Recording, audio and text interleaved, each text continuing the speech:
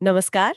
आज हम एक ऐसी एआई तकनीक की गहराई में उतर रहे हैं जो हमारी आवाज की दुनिया, मतलब जिस तरह हम डिजिटल आवाजें सुनते हैं, उसे बदल रही है। हाँ, टेक्स्ट टू स्पीच की बात कर रहे हैं हम। बिल्कुल। और खास तौर पर 11 लैब्स प्लेटफॉर्म से जो जानकारी मिली है उस पर हम आज थोड़ी चर्चा करेंगे। सही कहा। हमारे पास जो स्रोत हैं वो बताते हैं कि ये सिर्फ टेक्स्ट को आवाज देना नहीं है। हाँ, मतलब सिर्फ पढ़ना नहीं, बल्कि उसे महसूस कराना है, उसमें जान डालना है। आज यही समझने की कोशिश करेंगे कि ये तकनीक कैसे काम करती है, इसमें क्या क्षमताएं हैं और इसके उपयोग क्या क्या है। हाँ, और जो जानकारी है उसके हिसाब से इसकी सबसे बड़ी खासियत है इंसानी आवाज जैसी भावनात्मक रूप से जागरूक आवाजें बनाना। भावनात्मक रूप से जागरूक। ये सुनने में बहुत प्रभावशाली लगता है। मतलब क्या एआई सच में भावनाएं समझता है? देखिए, समझने का तरीका शायद वो नहीं जो हम सोचते हैं। जानकारी के अनुसार एआई टेक्स्ट में शब्दों और उनके आसपास के कॉन्टेक्स्ट, मतलब संदर्भ का विश्लेषण करता है। अच्छा। हाँ, वो पहचानता है कि कहाँ खुशी है, दुख है या शायद हैरानी है, और फिर अपनी आवाज के टोन, गति, उतार चढ़ाव, इन सबको उसी हिसाब से एडजस्ट करता है। तो ये नकल है? हाँ, कह सकते हैं कि ये एक बहुत ही सटीक नकल है। इतनी सटीक कि सुनने में असली लगे। ये वो रोबोट जैसी आवाज नहीं है जो पहले होती थी। दिलचस्प, बहुत दिलचस्प। और आवाजों के विकल्प के बारे में क्या? मतलब क्या हमें कुछ गिनी चुनी आवाजों से ही चुनना पड़ता है? नहीं, यहीं तो ये तकनीक और पावरफुल हो जाती है। एक तो इनकी वॉइस लाइब्रेरी है।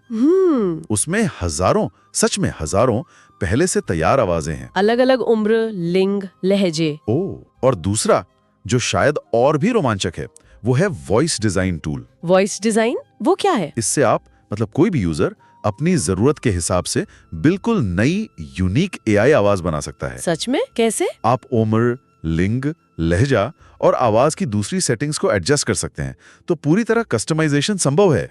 गजब, यानी अपनी मर्जी की आवाज। अच्छा, तकनीकी तौर पर इसके पीछे क्या है? क्या कोई खास मॉडल्स है? हाँ, मुख्य रूप से 2 मॉडल्स का जिक्र है। पहला है मल्टीलिंगुअल V2। Multilingual V2। हाँ, ये 29 भाषाओं में काम करता है और इसका फोकस है सबसे ज्यादा स्वाभाविक, मतलब नेचुरल और इमोशनल आवाजें देना। तो ये किसके लिए बेहतर है? ये कंटेंट क्रिएटर्स के लिए बेहतरीन है, जैसे ऑडियो बुक बनाने वाले या वीडियो वॉइस ओवर करने वाले, जहां आवाज की क्वालिटी सबसे ज्यादा मायने रखती है। समझ गई। और दूसरा मॉडल आपने कहा 2 है? हाँ, दूसरा है फ्लैश V2 V2.5। इसका जोर स्पीड पर है, तेजी पर। स्पीड मतलब बहुत कम देरी, लो लैटेंसी। Low latency. हाँ, ये 32 भाषाओं में V2.5 में फटाफट प्रतिक्रिया देता है। अच्छा, तो ये कहाँ काम आता होगा? ये उन एप्लीकेशंस के लिए बढ़िया है जहां तुरंत आवाज चाहिए, जैसे रियल टाइम चैटबॉट। हाँ, बिल्कुल। या कोई इंटरैक्टिव ऐप जहां आप इंतजार नहीं कर सकते। डेवलपर्स के लिए ये काफी उपयोगी है। ठीक है, तो एक क्वालिटी के लिए, दूसरा स्पीड के लिए। ये तो हुई आवाज बनाने की बात, पर इसका इस्तेमाल कहाँ कहाँ हो रहा है असल में? इस्तेमाल तो बहुत जगह हो रहा है।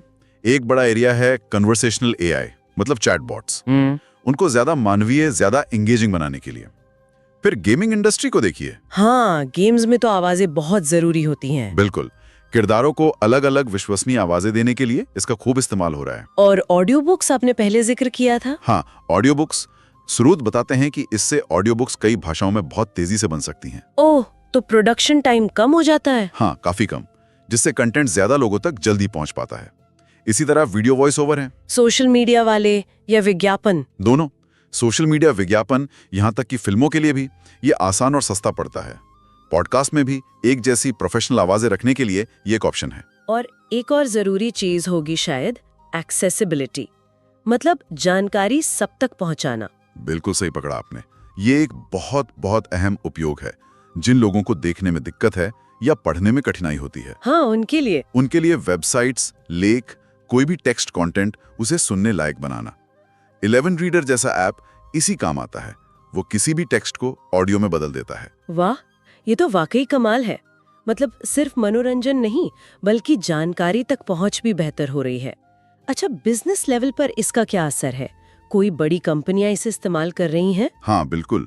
जानकारी के अनुसार परप्लेक्सिटी एआई जैसी कंपनी या गेमिंग की दुनिया में पैराडॉक्स इंटरैक्टिव, ये सब इनके पार्टनर्स हैं। अच्छा। यहाँ तक कि बास्केटबॉल स्टार लूका डॉन्चिच की आई आवाज भी बनाई गई है। अरे वाह। हाँ, तो तो ये दिखाता है कि सेलिब्रिटीज के साथ जुड़ने के भी नए तरीके खुल रहे हैं और डेवलपर्स के लिए एपीआई इंटीग्रेशन है, मतलब वो आसानी से इसे अपने एप्स में जोड़ सकते हैं। और इसका कोई सामाजिक पहलू, समाज पर असर? हाँ, वो भी है।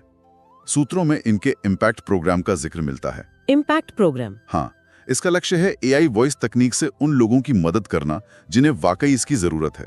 जैसे मान लीजिए कोई एएलएस जैसी बीमारी से जूझ रहा है, जिसकी बोलने की क्षमता चली जाती है। ओह हाँ। ये तकनीक उन्हें अपनी आवाज या एक मिलती जुलती आवाज वापस पाने में मदद कर सकती है। या कोई सीईओ जिसकी आवाज खराब हो गई, वो एआई के जरिए बातचीत जारी रख सकता है। तो ये लोगों को सशक्त बना रही है एक तरह से। तो कुल मिलाकर देखें, ये एआई टेक्स्ट टू स्पीच तकनीक सिर्फ आवाजें नहीं बना रही, ये तो कम्युनिकेशन, कंटेंट क्रिएशन और जानकारी तक पहुंच, इन सब के तरीकों में एक बड़ा बदलाव ला रही है ना? बिल्कुल।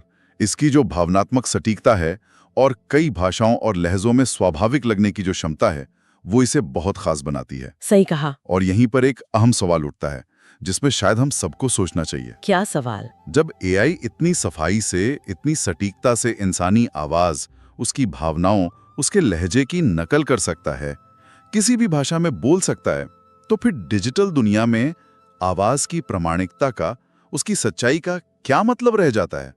ये तो सोचने वाली बात है। हम किस आवाज पर कितना भरोसा कर पाएंगे, ये एक ऐसा सवाल है जो आने वाले समय में और भी महत्वपूर्ण होता जाएगा।